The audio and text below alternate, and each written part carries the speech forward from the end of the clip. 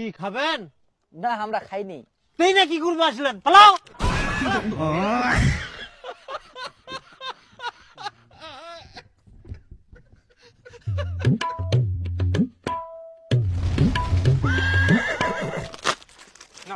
কি বলছো? তোমারি পরশি তোমারি পরশি জীবন আমার।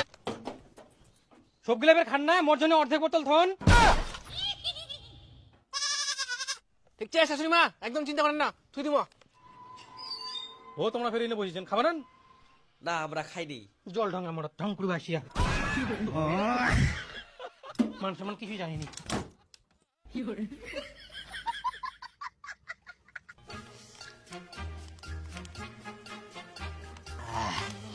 ভালো লাগে তো?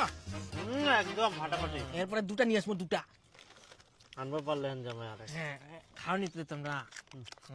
দেখুছি জামাই, হ্যাঁ। আমরা একটা মাংস কষা নিয়ে হইল নাকি দেখি আসি। হ্যাঁ যাও যাও যাও, নিয়ে আসো যাও। আচ্ছা হ্যাঁ মাংস হলে তো আরো ভালো হবে। খান না কিন্তু, হ্যাঁ না না না না, আমরা আজ একসঙ্গে খাবো। একদম।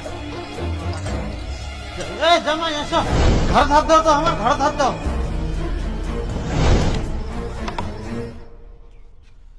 ইয়া এর পরের মঙ্গলবার না আমার বাড়ি যাবেন। হ্যাঁ আমরা পিঠোর আয়োজন করিয়াই, তো ওনা সবাই শাশুড়ি মা তোমরা অবশ্যই যাবেন। কিন্তু তোমার মান সম্মান নাই? তোমরা জামাই হই শ্বশুরের ঘর ধার দেন? ঘর ধার দেওয়ার যোগ্যতা তোমার আছে? তোমরা তো নিজে ওই জামাইক ঘাড়ত হাত দিবা কুলেন, আর আমরা দিনতে দোষ। ওই জামাইয়ের ঘর ধার দেওয়ার যোগ্যতা আছে, ওই জন্য ঘর ধার দিয়া। যোগ্যতা কি আমার নাই? আমরা কোন দিক দিয়ে কমছি?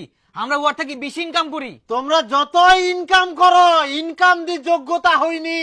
এই যুগত যাই দারু খায়নি, তার কোনো যোগ্যতাই নাই, আর মান সম্মানও নাই। কিন্তু দারু খাওয়া তো ক্ষতি।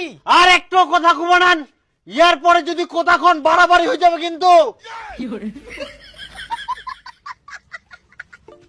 কই মাংস কষা হয়া দে তো।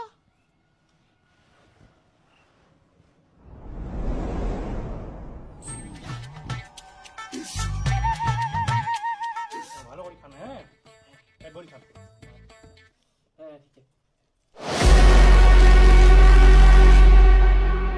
হ্যাঁ জামাই, হাতটা দুই চালু করে দাও। আচ্ছা আচ্ছা, তোমরা খাও। খাও।